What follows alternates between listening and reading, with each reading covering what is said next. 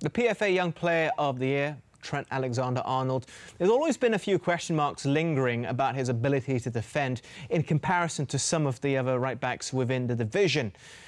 Do you question it, Danny? Do you question his ability as a defender, not attacking? Not necessarily as a defender. I think sometimes it's positional sense.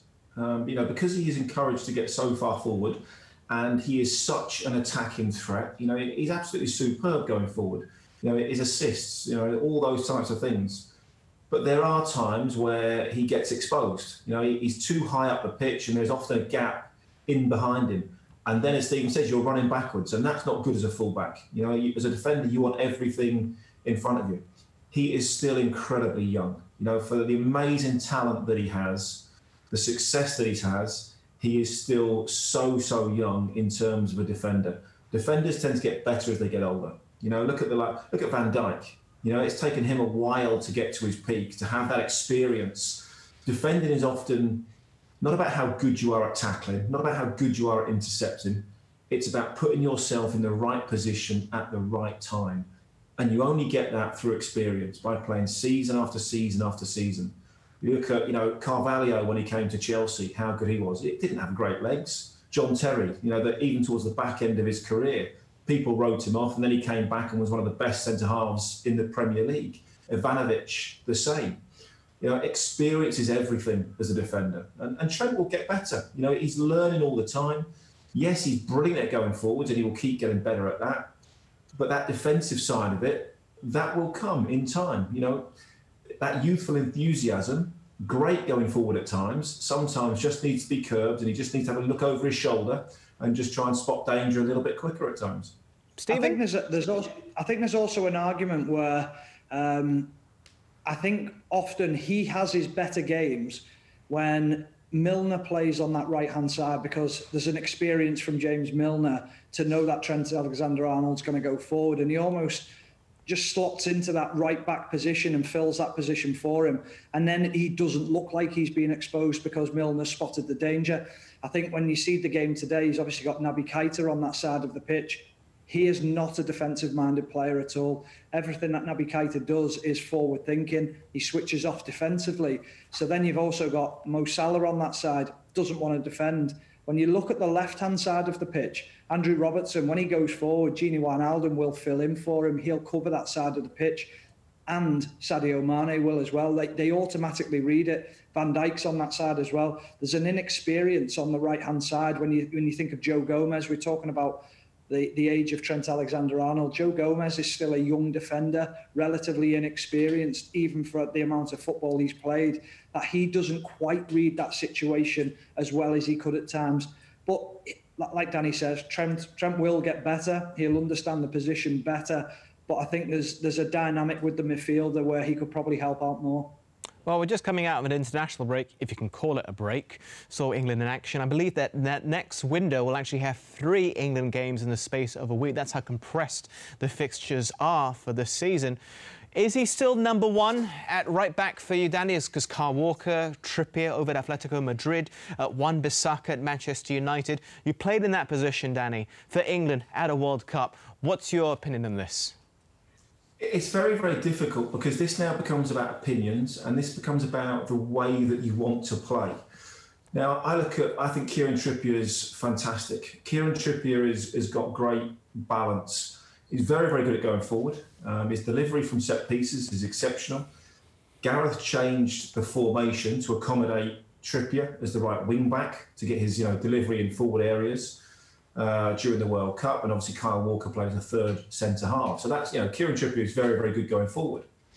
I think he's not as good as Trent Alexander-Arnold is going forward, but I would say his time now at Atletico Madrid, he's a better defender than Trent. I think the issue that you have with Trent, and Stephen just mentioned it there, you need to play experience in and around him. England don't really have that at centre half. And that's a little bit of an issue. You've got Chilwell that's going to bomb forward, let's say, as the left back. You've got Alexander-Arnold that's going to bomb forward as the right back.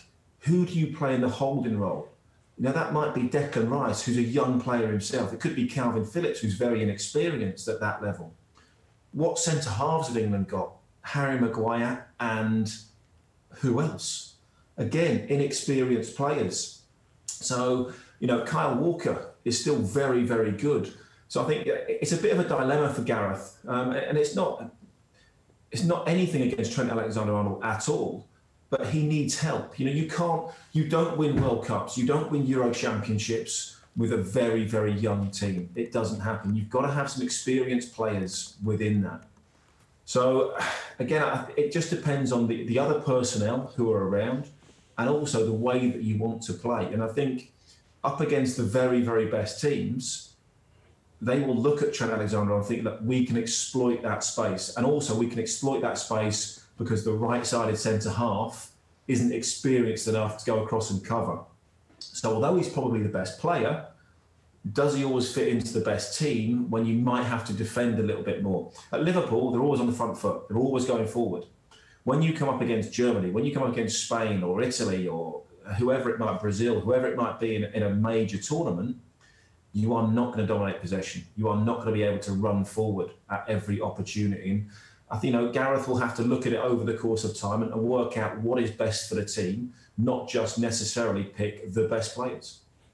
Looking back at their lineup, if I remember correctly, 2002 World Cup versus Brazil, do you think it helped that you were relatively inexperienced at international level, but you had David Seaman in goal? It was Rio, very young at the time, but Sol Campbell alongside him, experienced, and Ashley Cole at left back, young at the time. Let's be honest, I was bang average in that England side. Let's look at it. Gary Neville, had he been fit, would have played, at that stage. But he wasn't. He was injured. I came in. It was myself, Wes Brown, sort of Phil Neville, for that position, and I got the nod. But yeah, alongside that, Rio Ferdinand, who was, went on, following £30 million to Manchester United, had already played at West Ham, played a full season at Leeds, Champions League semi-finals. Next to that, you had Sol Campbell, exceptional. The backup to that was Gareth Southgate himself and Martin Keown. You had Ashley Cole at left back, he was probably one of the best left backs in the world, or developing to be that at that stage. Wayne Bridge, who was brilliant at that time. There's a wealth of experience within that. England don't have that at the moment. England, I feel, still have an awful lot of potential. They don't have too many players, or not enough players, that have been there, seen it, done it. Like when you look at the Spanish side that went on to win, the tournaments that they won. Like what the Germans have done, in recent seasons, and now look at Bayern Munich and look at the average age of the Bayern Munich team.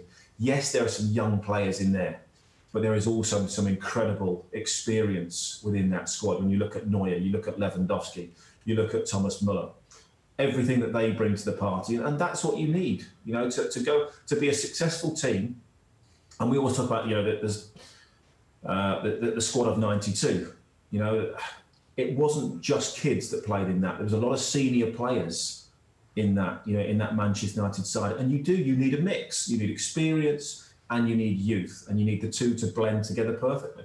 I think the other thing as well is that, from my point of view, and I probably know the answer already before I even say it to Danny, is I don't think Trent's a wing back. And if Gareth Southgate turned around to you, Danny, and said, right, you're going to play wing back, it almost deflates you, because you think, I want to come onto the game. I want a winger outside me that I know I can back up, I can overlap him. But often in this 3-5-2 system, when you are a wing back, you look up, you've got no pass. There's no one in front of you. So your only option really is to try and beat a man, which a fullback doesn't really do. He hasn't got that ability to drop his shoulder and beat a player. He wants to come onto the game, maybe play a 1-2, and then arrive a little bit later to put his... Because the way that, and Stephen's right, the way that formations are at the moment, Mo Salah takes the fullback inside, the midfield's already marking, and there's a huge amount of space. The ball gets switched, he runs onto it, he gets the ball out of his feet, he doesn't have to beat a man, and he whips in a fantastic cross. And this is what I'm talking about. It's all about how Gareth wants to play. Does he want to be a little bit more defensively solid in certain games? Could he go back to Kyle Walker and Trippier? Without question, he could quite easily do that, as Kyle Walker being the right-hand side centre-half, Trippier being the wing-back. So it's a difficult dilemma. There are three or four very, very good right-backs at the moment. Only realistically one of them, possibly two, depending on the formation, is going to play. And that's football, unfortunately. And sometimes it's not always the best players that get in the team. You have to have the right balance of defending and attacking and the right dynamic within the team. Because like we talked about earlier about spending money, just buying the best players doesn't make you the best team. It's probably also a very good headache to have so many quality players in the same position to choose from.